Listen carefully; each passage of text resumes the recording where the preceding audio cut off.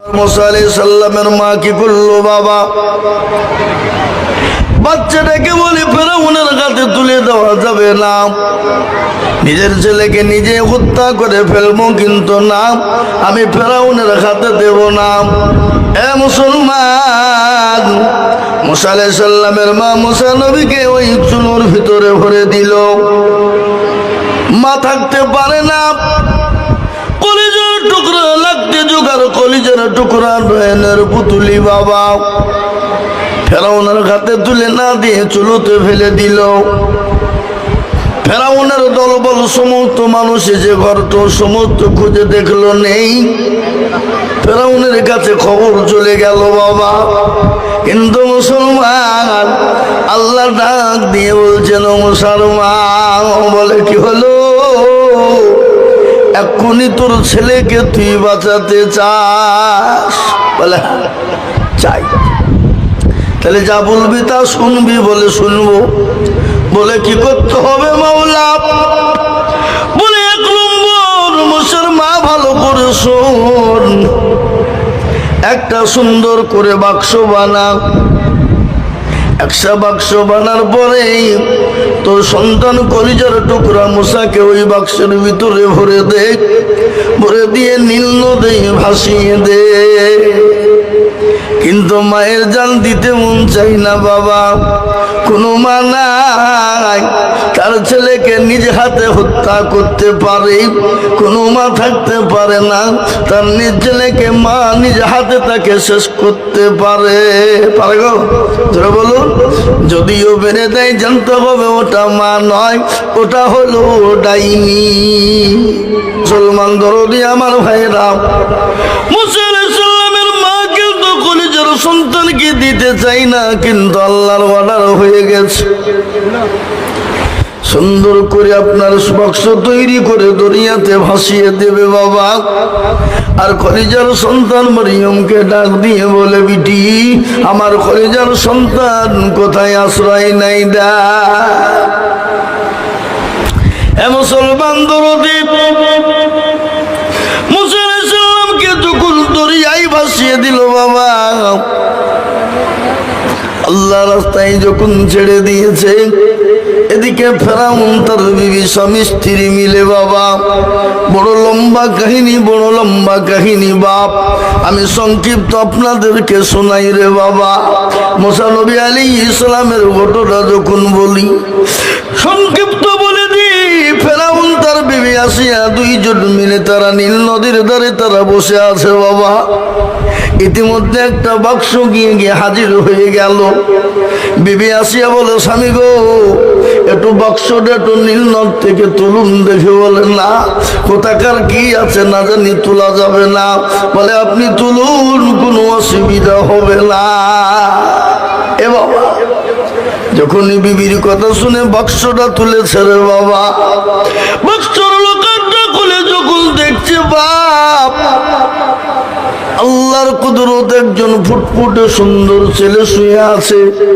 আকাবি করে ফেরাউন আপনার বাক্স বন্ধ করে দিয়ে বলে, আসিয়া আর কোন রকমের কোনো টেনশন নাই। বলে কেন? বলে আমার জানের দুশ্মন, আমার জীবনের দুশ্মন, আমার রাজত্বের দুশ্মন আমি পেয়ে গেছি, আর কোন রকমের কোনো টেনশন নাই রে। আসিয়া বলেন কি? বলে হ্যাঁ, এই হবে আমার জানের দুশ্মন। বলে অসম্ভব, তা হতেই পারে না। ছোট ছেলে না জানে কোথাকার কি বাড়ি, কি কোথায় কি পরিচয় তার ঠিক নাই, এই ছেলে কোনোদিন আপনার দুশ্মন হতে পারে? বলে না, আমি বুঝতে পারছি হবে। কিন্তু মেয়ে লোকে বলে মেয়েদের বুদ্ধি নাই, বলে কি না? কথা বলে, মেয়েদের এমন বুদ্ধি আছে বাপ, আপনাকে এমন পাক মারবে, ত্রিভুবন ঘুরিয়ে দিবে। কি বলছেন আপনারা বলুন? কথা বলে না? মেয়েদের বুদ্ধি নাই, এমন পাক মারবে আপনাকে ত্রিভুবন ঘুরিয়ে দিবে, বুঝলে হবে না। এ মুসলমান আচ্ছা ডাক দিয়ে বলে, স্বামী গো, আমাদের তো সন্তান আদি নাই, আর সন্তান হবে বলে মনে হয় না। এটাই আমরা মানুষ করে আদর করে যত্ন করে মানুষ করে আমাদের বংশের পরিবে হয়ে যাবে। আপনি বলেন কি? ফেরাউন বলছে, বিবিরে তুমি ঠিকই বলেছ, খারাপ কিছু বলো না, আমাদের তো সন্তান নাই, হবেই না, কোনো গ্যারেন্টি নাই, চলো এ সন্তানকে নিয়ে গিয়ে মানুষ করি। সন্তানকে সঙ্গে করে নিয়ে চলে গেল বাবা, আনন্দ দিয়ে আপনার ছেলেকে রাজদরবারে ফেরাউন নিয়ে চলে গেল। আল্লাহ বলে, মুসলমান কোনো চিন্তা করিস না, আমি তোর ছেলেকে ঠিক জায়গায় পৌঁছে দেব। আল্লাহ আল্লাহ তুমি জাল্লে জালালু, শেষ রাতে যাই না গিয়ে তোমার গুণগান। মুসা নবীরে তুমি দিলে দরিয়ায় মাসিয়া, আশ্রয় দিলে তুমি ইসমে আজম দিয়া। আল্লাহ আল্লাহ তুমি জাল্লে জালালু, শেষ রাতে যাই না গিয়ে তোমার গুণগান। তুমি কাদের গাফার, তুমি জলিল জাবার। আল্লাহ আল্লাহ তুমি জাল্লে জালালু, শেষ রাতে যাই না গিয়ে তোমার গুণগান। মুসলমান, ফেরাউন যখন মুসা নবী আলাইহিস সালামকে রাজদরবারে নিয়ে গেলেন, ফেরাউন আনন্দিত হয়ে যায়। এই মুসলমান দরদি শুনে নিন, ভালো করে শুনবেন বাবা। মুসা আলাইহিস সালাম কে রাজদরবারে খাবার দেয়, খাইলাম। ফেরাউন ঘোষণা দিয়ে বলে দিল, তিনি তো নেতা, তিনি তো বাদশাহ। তিনি যখন অর্ডার দিয়ে দিলেন, ও মিশরের নারীরা, আমার সন্তানকে যা তোমরা বুকের দুধ পান করাতে পারবে, রাজত্বর মধ্যে তুমি যা চাইবে তাই পেয়ে যাবে। পয়সার লোভ আছে না নাই? কথা বলেন, সম্পদের লোভ নাই? আমার মা বোনেরা, লক্ষ্মীর ভান্ডার কথা যদি বলে 1 থেকে 2000 টাকা বাড়িয়ে দিব, বলেন মমতা যেখানে ডাকবে সেখানে দৌড়বে, কি বুঝেন? বলে যাবে কিনা? কথা বলে না। স্বামীর কথা শোনার সময় নাই, বুঝলে বলছো না? বাপের বাড়িতে গেলে 10 টাকা চাইলে জীবনও দেও না। মমতা ছিল বলে তো 2 টাকার মুখ দেখতে পেয়েছি, বুঝলে না? বলো না, কথা কন না কেন? হ্যাঁ, এ মুসলমান দরদি, যদি বিবিকে বলেন ভোটটা ঠিক জায়গায় দিবা, ঠিক আছে, তোমাকে মুরুলি করতে হবে না, কাকে ভোট দেবো আমরা জানি, কি বুঝলে? তার লেগে মমতা ব্যানার্জি দেশের মুখ্যমন্ত্রী, কত বড় ব্রেন বাপ, ছেলেদেরকে না দিয়ে মেয়েদেরকে দিয়েছে বলে আমি মেয়ে মানুষ, মেয়েদেরকে খুশি করবো, দিয়েছে। আর যতই আপনি পাইতারা করেন, আপনি হাজি গাজী মৌলবি মুহাদ্দিস যাই হন না কেন, ডাক্তার মাস্টার, কোনো বিবি কারো কথা শুনবে না, ও যাকে ভোট দেওয়ার ঠিক তাকেই দিবে, কিন্তু মাল পাইছে লক্ষ্মীর ভান্ডার। নাকি বলছেন আপনারা? বলুন, আপনাদের দিকে পাই না নাকি? পাই। এ বাবা, এ মুসলমান, মেয়েরা সব দলে দলে দলে দলে জমা হয়ে গেল। মুসা নবী আলাইহিস সালামের জন্য বাচ্চাকে দুধ পান করাতে হবে, আর যার বাচ্চা দুধ পান করবে সে মহিলাকে পুরস্কার দেওয়া হবে। 1000 মহিলা জমা হয়ে গেল, মুসা আলাইহিস সালামকে কোলে তুলে নেয়। আল্লাহু আকবার। আর আল্লাহ বলে, মুসা রে, খবরদার কাউরির স্তনে মুখ দিবি না।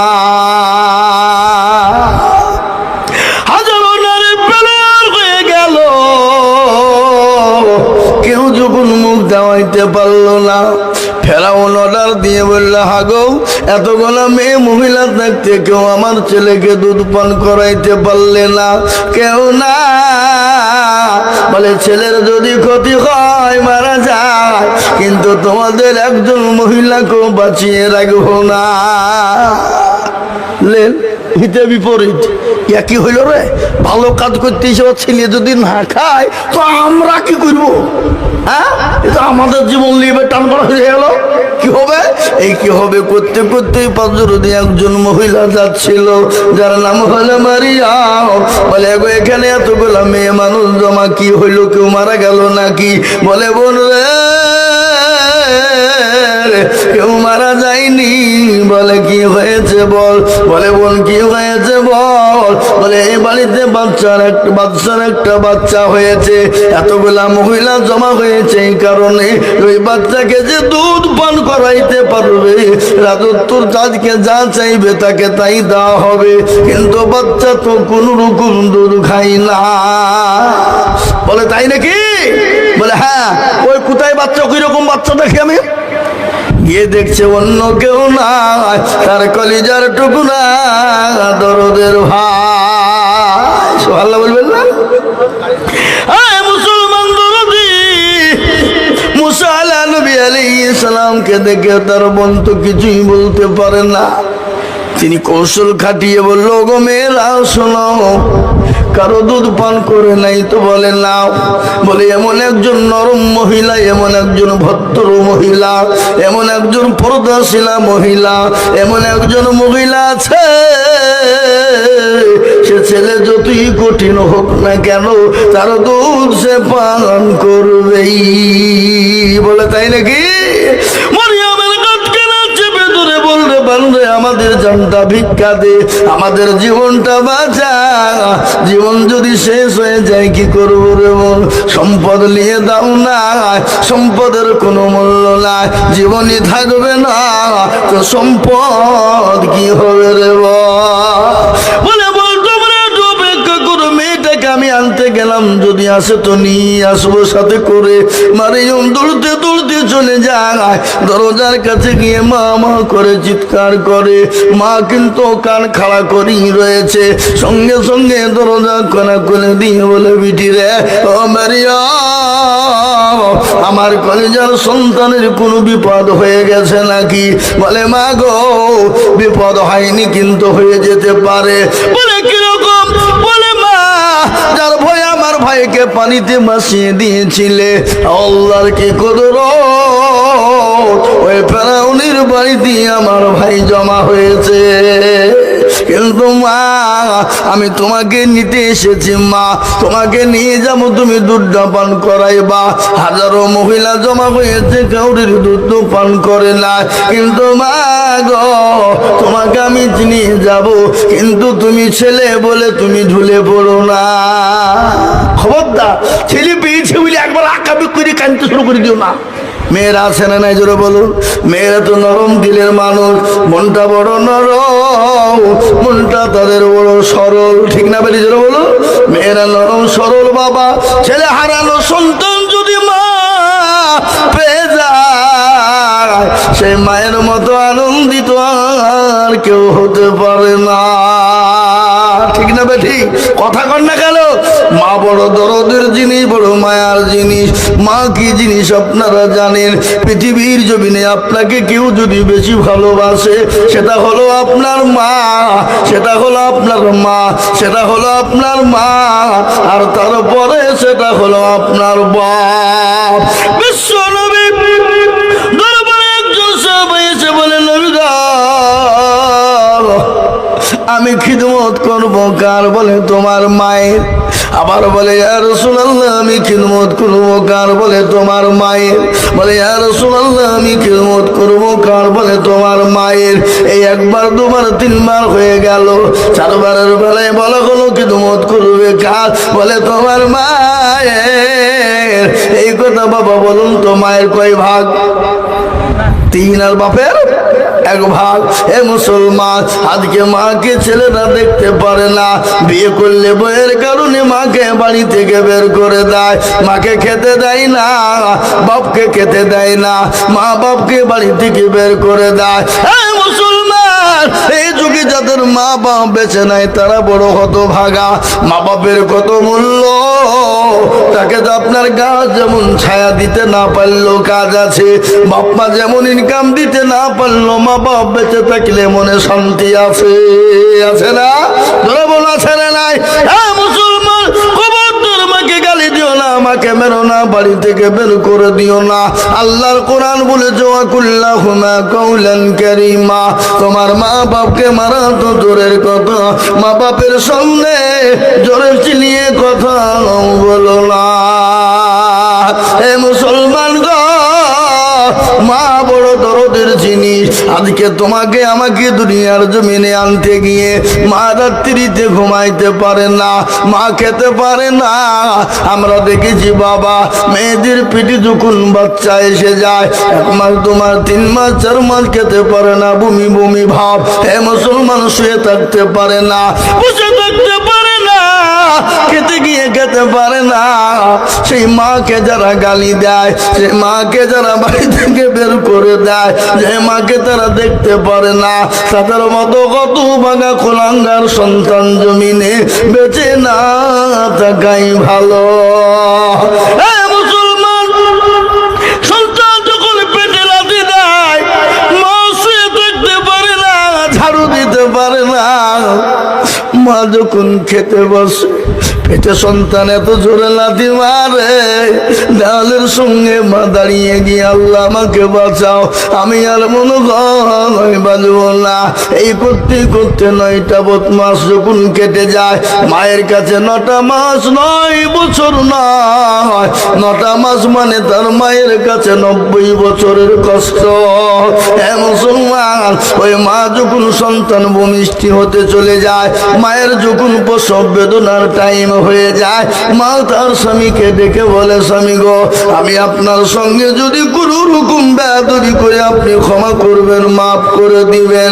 শ্বশুর শাশুড়ির কাছে ক্ষমা চায়, পাড়া প্রতিবেশীর কাছে ক্ষমা চায়। কেন বাচ্চা জন্ম নেওয়া এটা দ্বিতীয় জন্ম তার না রে বাবা। কত মেয়ে বাচ্চা জন্ম দিতে গিয়ে মারা যায়, কত মেয়ে সিজার করতে গিয়ে মারা যায়, কত মেয়ে নরমাল ডেলিভারি করতে গিয়ে মারা যায়। সেই দিন আমি একটা দেখলাম রে বাবা, এই তো আমাদের ডুমকুলে সেদিন আমার ছিলাম আমি বাবা, একটা মেয়ে মারা গেল, মেয়ে মারা গেল, বাচ্চাটাও মারা গেল, কিন্তু তার মারাত্মনাথ দেখলাম বাপের কি কন্দ। মা বলে, আল্লাহ তুমি আমাকে একটা মেয়ে দিয়েছিলে, আমি আদর করে যত্ন করে বড় করে বিবাহ দিলাম। আল্লাহ, বাচ্চা হতে গিয়ে আমার মেয়েটাও চলে গেল, লাতিটাও চলে গেল। আল্লাহ, তুমি যদি আমাকে একটাও দিতে যে কোনো, তো আমি সবুর করে থাকতে পারতাম। মাবুদ গো, আমি কি করে থাকবো আল্লাহ। কিন্তু শুনেলেন, যাদের বাচ্চা হতে গিয়ে মারা যায়, আল্লাহর নবী বিশ্ব নবী বলেছেন, ওই মেয়ে বেশক শহীদি মর্যাদা পাবে, ওই মেয়ে আল্লাহর বেশক জান্নাতের দরজায় তিনি ঢুকে যাবে। মা বড় দরদের জিনিস রে বাবা। আল্লাহু আকবার শুনেলেন, ওই মা যখন অপারেশন থিয়েটারে চলে যায়, বিজ্ঞানিকরা বলে, ও মুসলমান, মায়ের বুকের পেটের ভিতরে, জীবনের ভিতরে এমন একটা কলিজা আছে। ও মুসলমান, ওই সন্তান যখন ভূমিষ্ঠ হওয়ার সময় হয়, ওই বিজ্ঞানিকরা বলে মায়ের কলিজাতে সন্তান এত জোরে লাথি দেয়, এত জোরে লাথি দেয়, ওই লাথিতে যদি কোনো পুরুষকে মারা হতো, ওই কোনো পুরুষের কলিজায় মারা হতো, ওই পুরুষ সঙ্গে সঙ্গে কলিজা ফেটে মারা যেত। মায়ের কলিজাতে সন্তান যখন লাথি দেয়, রক্তের ভূমখানি ছুটে যায়, কেজি কেজি তাজা তাজা তাজা তাজা রক্ত ঝরে যায়। ও মুসলমান, বিজ্ঞানিকরা বলে, ওইরকম রক্ত যদি কোনো পুরুষের শরীর থেকে সরে যায়, অনেক পুরুষ রক্ত শর্ট হয়ে মারা যেতে পারে। হে মুসলমান গো, তারপরে যখন সন্তান ভূমিষ্ঠ হয়ে গেল, মা 1 মাস 2 মাস 3 মাস সন্তান বড় হলো না পর্যন্ত মা রাত্রি জেগে থাকে, মা ঘুমাইতে পারে না। কেন?